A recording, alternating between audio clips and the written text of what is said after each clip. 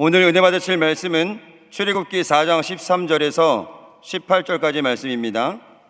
출애굽기 4장 13절에서 18절까지 말씀을 다 같이 봉독하겠습니다. 모세가 이르되 오 주여 보낼 만한 자를 보내소서. 야훼께서 모세를 향하여 노하여 이르시되 레위 사람 내 형 아론이 있지 아니하냐. 그가 말 잘하는 것을 내가 아노라. 그가 너를 만나러 나오나니 그가 너를 볼 때에 그의 마음에 기쁨이 있을 것이라. 너는 그에게 말하고 그의 입에 할 말을 주라. 내가 내 입과 그의 입에 함께 있어서 너희들이 행할 일을 가르치리라. 그가 너를 대신하여 백성에게 말할 것이니 그는 내 입을 대신할 것이요 너는 그에게 하나님같이 되리라. 너는 이 지팡이를 손에 잡고 이것으로 이적을 행할지니라.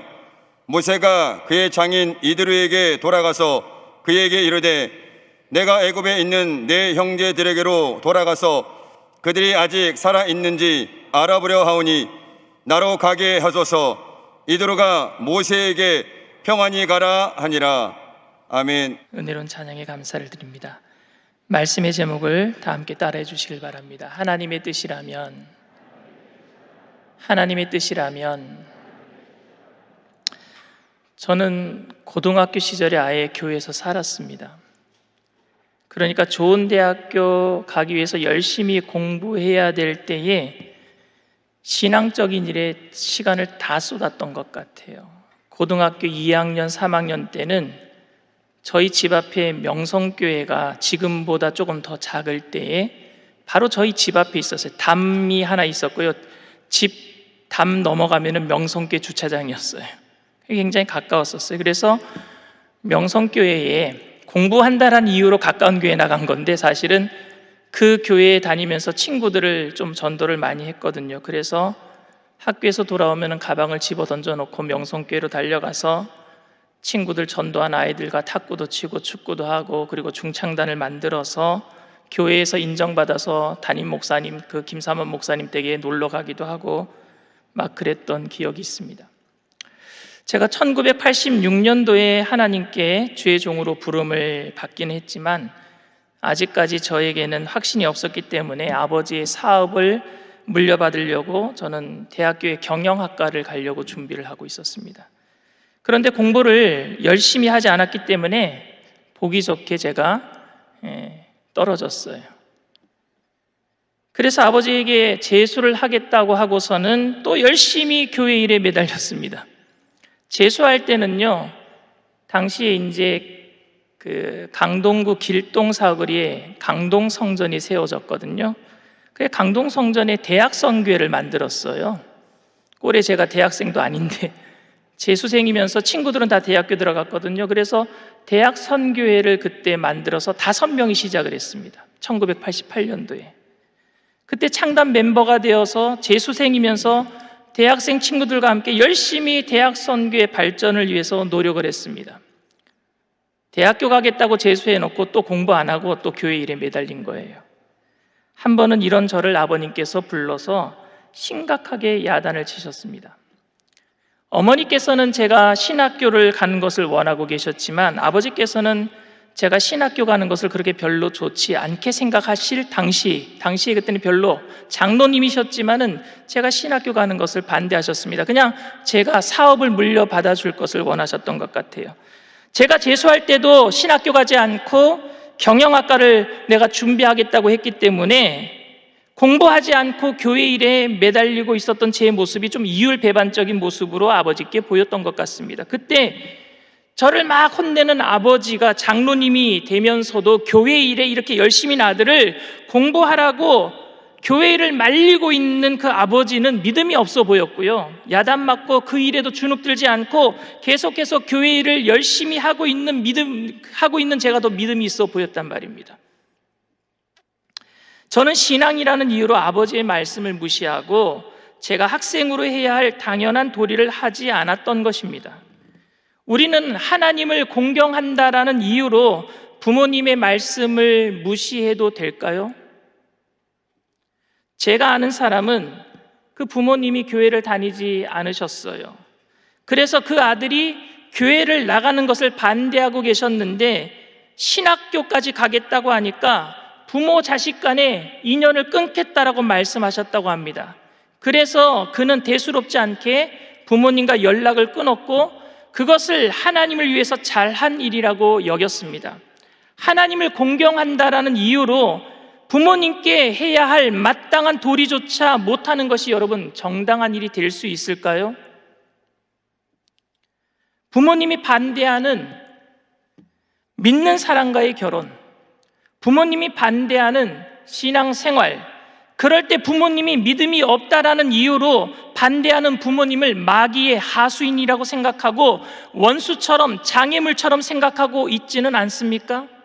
이렇게 생각하도록 만들었던 성경 구절이 사도행전 4장에 베드로와 요한이 했던 말 때문이라고 생각합니다. 사도행전 4장 19절에 베드로와 요한이 대답하여 이르되 하나님 앞에서 너희의 말을 듣는 것이 하나님의 말씀을 듣는 것보다 옳은가 판단하라. 난 사람의 말 안 듣는다, 하나님 말만 듣는다 라는 말로 우리는 해석을 합니다. 이 말씀 때문에 하나님 뜻이라면 그 어떤 사람의 말도 무시해도 된다라고 생각하는 것 같습니다. 그러나 이 말씀의 의미는 예수님의 복음을 전하지도 말고 가르치지도 못하게 하는 사내들인 공회 앞에서 목숨 걸고 복음 전파를 위해 말씀을 계속 전해야 되겠다 한다라는 그 베드로와 요한의 겸손한 신앙 고백이었단 말입니다. 그런데 우리는 이 성경 구절을 사람의 말을 무시해도 된다는 말로 해석할 때가 있었습니다. 자신의 뜻을 하나님의 뜻이라고 생각하면 불신자들의 말은 오만하게 그냥 그것을 무시해도 된다라고 생각하는 겁니다. 자신이 가지고 있는 뜻이 하나님의 뜻이 아닐 수도 있는데도 말입니다. 그런데 성경에서 가장 확실하게 하나님의 뜻을 받은 사람이 있다라면 저는 모세라고 생각합니다. 오늘 본문의 모세는요, 자기는 아니라 그래요. 하나님이 내가 너를 택해서 애굽에 보내서 이스라엘 백성들을 건져낼 거야. 그런데 모세는 아니요, 나 능력 없습니다. 나 못합니다. 아닙니다. 저 못합니다. 이렇게 합니다. 저를 써주세요 라고 얘기한 게 아니에요. 나는 못합니다 라고 얘기했어요. 그때 하나님은 그에게 능력이 지팡이를 주셨어요. 던지면 뱀이 되고, 다시 잡으면은 막대기가 되고, 손을 넣으면은 넣다 빼니까 문둥병이 되고, 다시 넣다 빼니까 온전한 손이 되고, 능력을 주셨어요. 그래도 못하겠다고 합니다. 나는 말이 어눌합니다. 어눌해요. 그러니까 드디어 하나님이 화가 나셨어요. 설득해도 안 들으니까. 오늘 4장 13절 17절 말씀입니다. 모세가 이르되 오 주여 보낼 만한 자를 보내소서.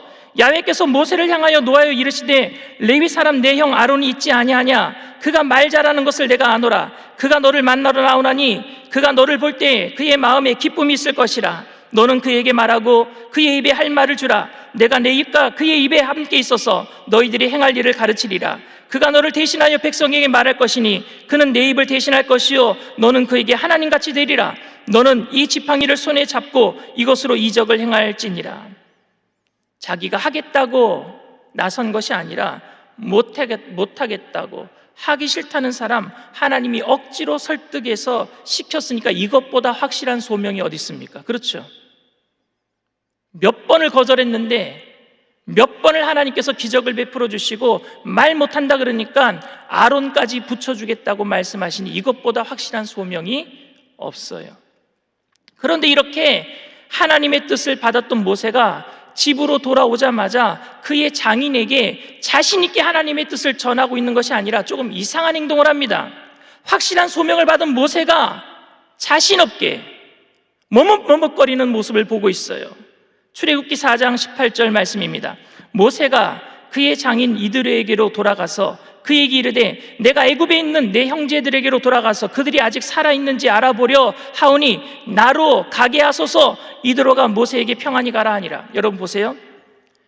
떨기나무 가운데 하나님의 임재를 맛봤어요. 하나님의 음성을 들었어요. 가지 않는다고 하니까 하나님께서 그에게 능력의 지팡이를 주셨어요. 말 못한다 그러니까 아론을 붙여주신대요. 400년 동안 종살이하고 있는 이스라엘 동포들을 구하라고 하셨어요. 그 확실한 소명을 받았단 말입니다. 이제는 가야 됩니다. 가야 되는데 이드로에게 와서는요, 내가 갈 수 있도록 허락해 주세요 라고 얘기합니다. 이런 모습은 조금 사실이기는 하지만 진실해 보이지는 않습니다. 사실 모세가 그의 형제들이 궁금하기는 했겠지만은 형제들 궁금해서 보러 가는 건 아니잖아요. 분명히 애굽에 있는 내 형제들에게로 돌아가서 그들이 아직 살아있는지 알아보려고 합니다. 제가 다녀와도 됩니까? 라고 물었거든요. 형제들 궁금해서 가겠다고 한 거예요? 아니잖아요. 하나님이 이스라엘 백성들 건져오라고 보낸 거 아닙니까? 이건 사실이 아닙니다. 진실이 아닙니다. 왜 모세는 이렇게 말하고 있는 것일까요? 장인 이드로가 못 알아들을까 봐서요? 허락 안 해줄까 봐서요? 정말로 모세는 말이 어눌해서 그래서 이드로에게 잘못 말하고 있는 것입니까? 능력이 부족해서요?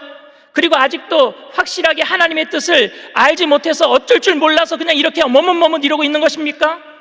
저는 모세가 장인에게 허락을 구하는 상황이 이해가 가지 않았습니다. 허락을 받아야 될 상황이 아니라 지금 하나님께 받은 소명이 확실하니까 통보해야 되잖아요. 나는 가야 됩니다. 하나님이 가라 그랬으니까 이드로에게 통보하면 되는 것 아닙니까? 허락을 받아야 된다고 가야 됩니까? 말아야 됩니까? 이건 믿음 없는 행동 아닙니까? 주님께서 확실한 부르심을 받은 사람들이 자신 있게 행동해야 되는 것 아닙니까? 만약 장인 이드로가 가지 못하게 했다면 그럼 모세는 어떻게 해야 됩니까? 이드로가 평안히 가라 했기에 망정이지 가지마 그랬으면 어떡할 뻔했어요. 그런데 저는 이런 모세의 모습에서 은혜가 됩니다. 이런 모세의 모습이 은혜가 된단 말입니다. 이드로는 모세에게 특별한 사람이었습니다. 자기 백성을 위해 애굽에서 어쩔 수 없이 애굽 사람을 죽였는데 그런 자신을 살인자로 몰아넣고 동족들에게 배신감을 안고 상처를 받고 광야로 도망 나온 사람이 누구입니까? 모세 아닙니까? 그런데 그런 자신을 받아준 사람이 누구예요? 이드로였어요. 그런 모세에게 자신의 딸까지 아낌없이 아내로 준 사람이 이드로였었습니다. 먹고 살 수 있도록 가축들을 칠하고 돌볼 수 있도록 그렇게 가축들을 내어준 주인과도 같은 사람이 이드로였었습니다. 그런데 모세가 그냥 이드로를 떠났다면 그는 배은망덕한 사람이 되고 맙니다. 내가 가기 싫어서 억지로 내가 하나님 뜻 때문에 억지로 가는 거예요. 하나님이 어쩔 수 없이 강권하셔서 제가 가는 겁니다. 이드로의 허락과는 상관없이 그냥 나는 떠나도 됩니다라고 생각하고 이 모세가 떠났다면 하나님과의 관계 때문에 이드로와의 관계는 무너지고 말게 되는 것입니다. 여러분, 하나님과의 관계 때문에 다른 사람과의 관계를 무시해도 됩니까? 저는 사역이라는 이유로 제가 당연히 해야 되는 일들을 무시한 적이 있었습니다. 이민 목회한다는 이유로 너무 바빠서 부모님께 자주 전화드리지 못했던 불효자였었습니다. 목사라는 이유로 아이들과 아내에게 무조건 내 말에 순종해야 한다고 강요한 적도 많았었습니다. 그런데 결국 이런 일들은 하나님께 부끄러운 일들이 되고 말았던 것을 저는 경험했습니다. 유독 우리나라에서는 기독교에 대한 이미지가 다른 나라에 비해서 좋지 못합니다. 그것은 기독교인들이 너무 독선적으로 보이기 때문입니다. 복음의 내용 때문이 아니라 복음을 전하는 사람들이 너무 무례하기 때문입니다. 신앙이라는 이유로 불신자들에 대해서 용납하지 못하고 정죄하며 그들을 함부로 대할 때도 있습니다.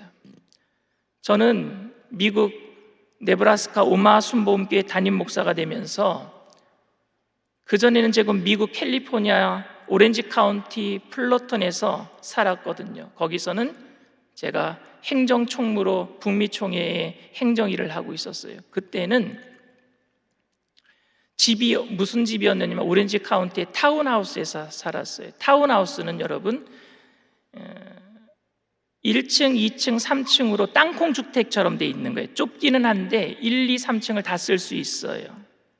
그러니까 층간소음이 없어요. 우리 집 아이들이 뛰는 거지 윗집에서 뛰는 아이가 우리 집 아이예요. 다 우리 집이니까 좁기는 하지만.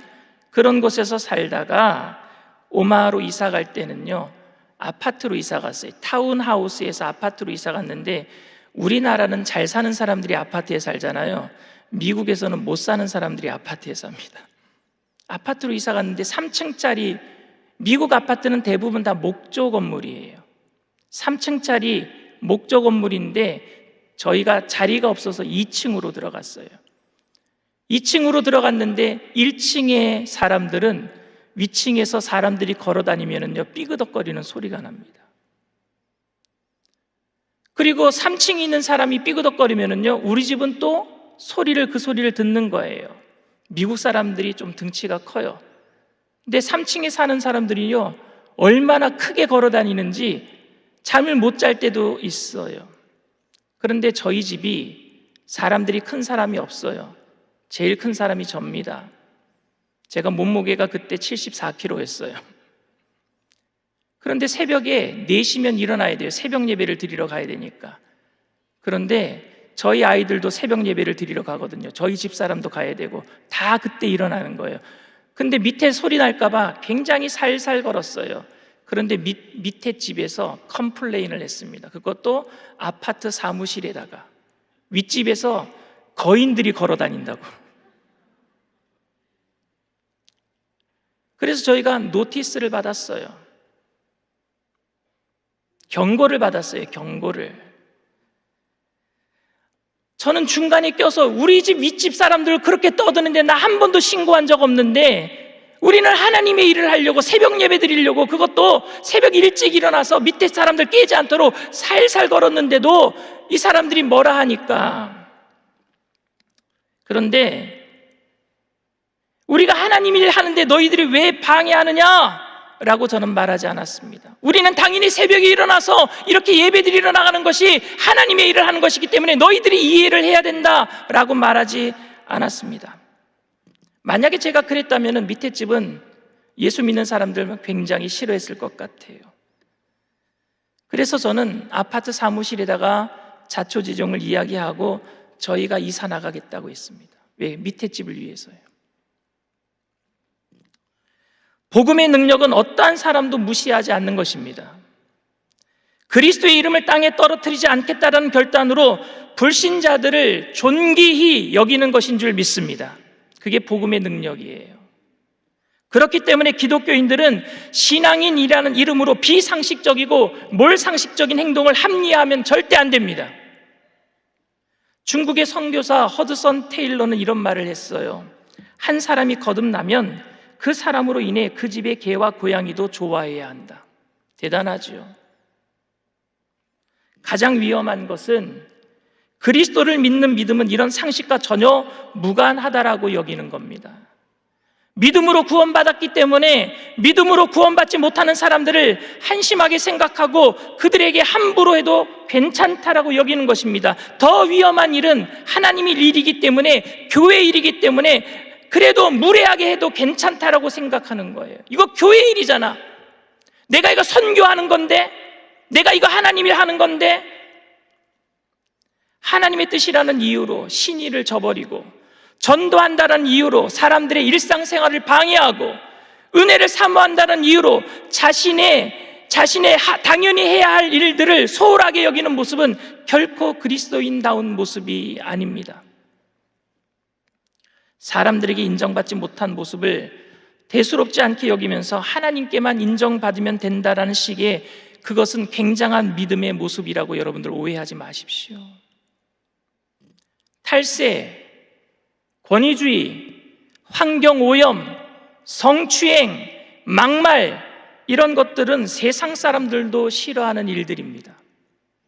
그런데 하나님의 일을 한다라는 이유로 이런 비상식적인 일들을 합리화시키고 있는 기독교인들을 보고 있지는 않습니까?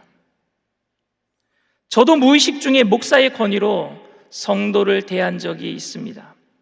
저에게 무례함과 거친 행동이 있었습니다. 이런 모습 속에서 저도 모르는 사이에 상처받고 떠난 사람이 있다면 이 자리를 빌려서 용서를 구합니다.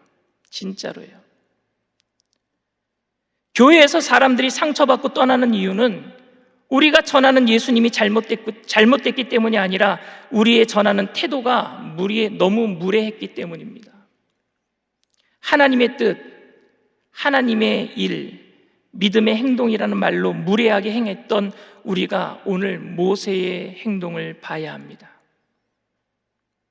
이것이 그리스도의 그리스도인의 정상적인 모습이라고 생각합니다. 아무리 확실하게 하나님의 뜻을 받았지만 그의 장인 어른 이드로에게 가서 내가 가도 되겠습니까? 물었던 모세의 모습 말입니다. 우리는 상식을 회복해야 돼요. 복음의 능력을 회복해야 됩니다.